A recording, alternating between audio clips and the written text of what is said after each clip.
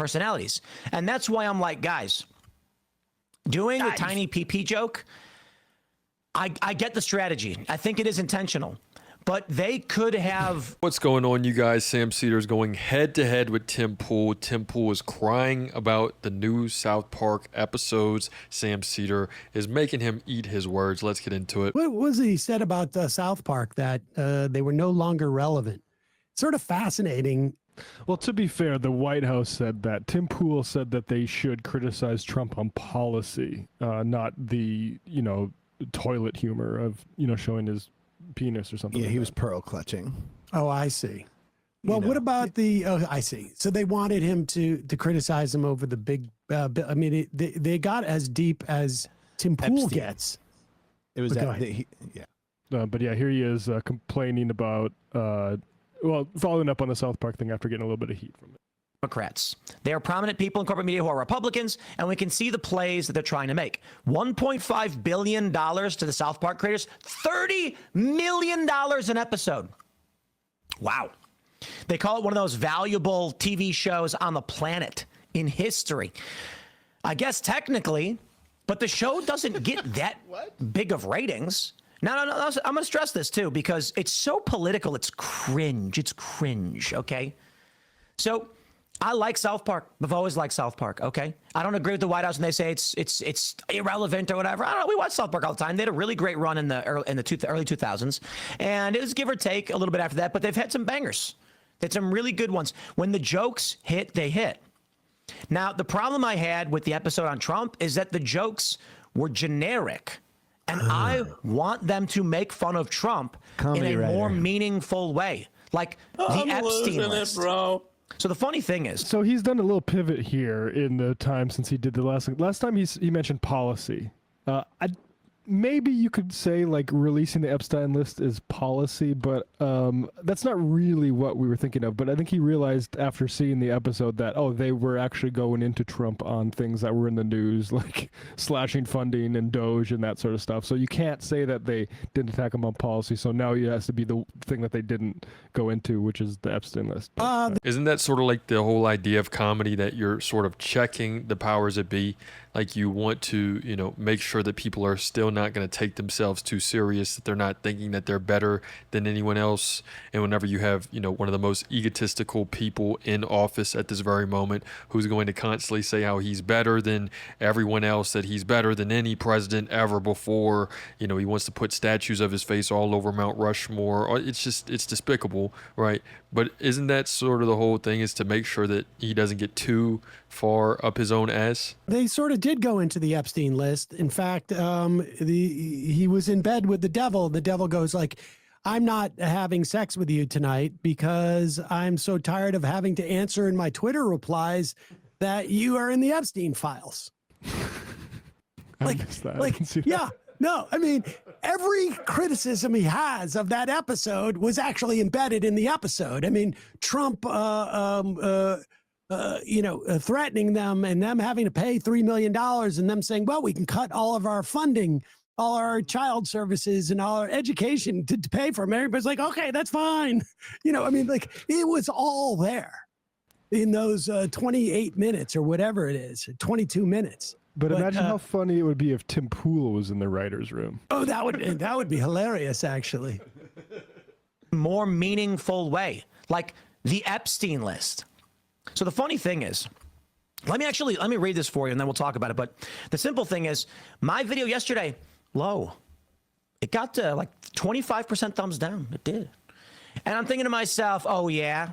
And sure enough, people were commenting without having watched the video, just based off the title. Well, I'll tell you this. I'll say it again because I got no problem saying it. Running generic jokes about Trump when you have an opportunity to mock him over the Epstein list is cringe.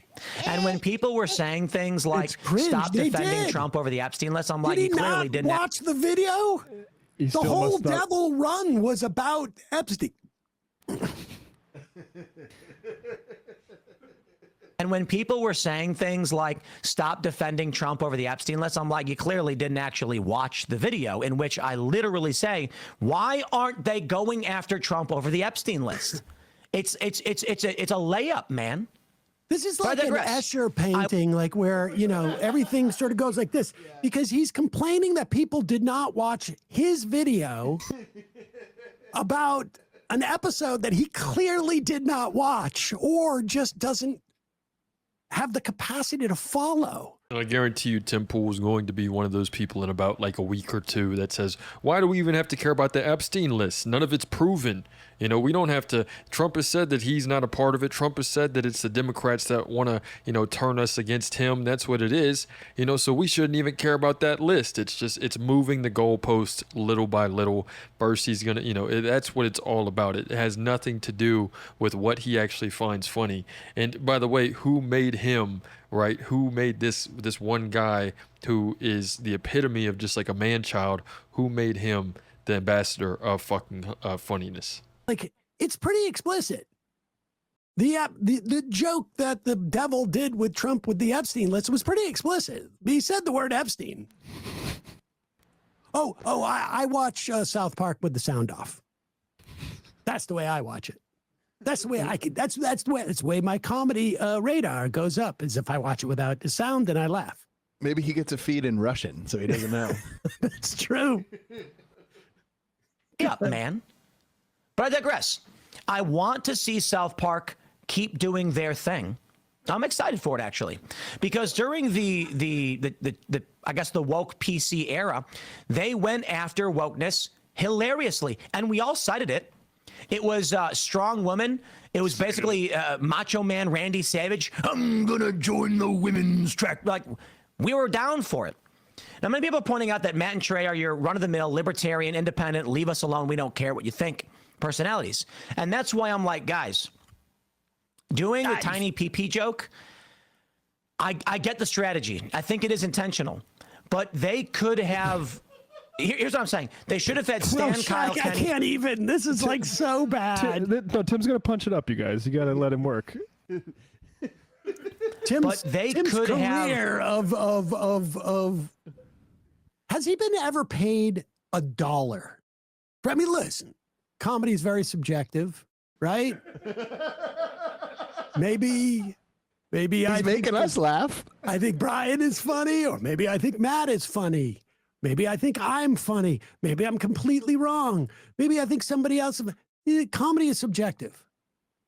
But has Tim Pool ever made a single dollar being paid to produce any comedy ever? Intentionally. And don't tell me his music. I laughed, but I don't think that Tim would say it was comedy. Tim would not say it's comedy until we put it through our music filter. That's actually hilarious. Tim Pool making music that sounds like actually the worst thing ever. But yeah, Tim Pool, obviously he's just wanting to, again, say, oh, this stuff, we can make fun of wokeness all day, guys. That's funny. I like that. Lady ballers, let's do it. Let's go the whole way. Let's continually laugh at this. But we don't talk about penises around. We don't talk about manhood around here. We can't make those jokes. That's come on, guys. We really need to do better. Our special music changing filter. I don't know. He's got a suggestion for what they should do here. So I get the strategy. I think it is intentional, but they could have. Here's what I'm saying. They should have had Stan, Kyle, Kenny, and Cartman at the White House holding up the binders, mocking the personalities that did that. Then the binders were full of like crayon cat drawings from Trump or something like this. And then they should have had Trump go into a deep underground base where he was hanging out with Epstein. Like the jokes write themselves. Well, here's the story. They hilarious. Good stuff. Let's just skip a little bit ahead. Just one. You know what thing. you want? You want the jokes that are the most obvious. Yeah, but like AI could write them. Obvious. You don't even need to write them. They're so obvious. They write themselves. That's how obvious they are. And by the way, Trey and Matt famously put out a video on how to write comedy, and they say if you say "and then your script is fucked."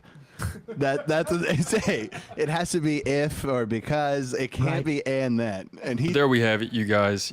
I think that pretty much sums up the difference between someone like a Tim Pool, these different conservative guys, and then people that are, just doing their own thing and wanting to call just shit out as they see it.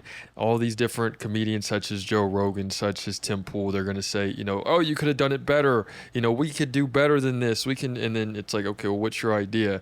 And then it's like the most dog shit. It's absolutely the most dog shit idea ever in the world. And then you have people that just enjoy the stuff that great people are putting out. The writers of South Park, these guys are hilarious.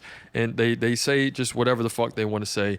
And I think that it's important than ever to check the powers that be, such as Donald Trump, the biggest fucking idiot in the country right now. Let me know what you guys think in the comments. So it's another day in the progressive way.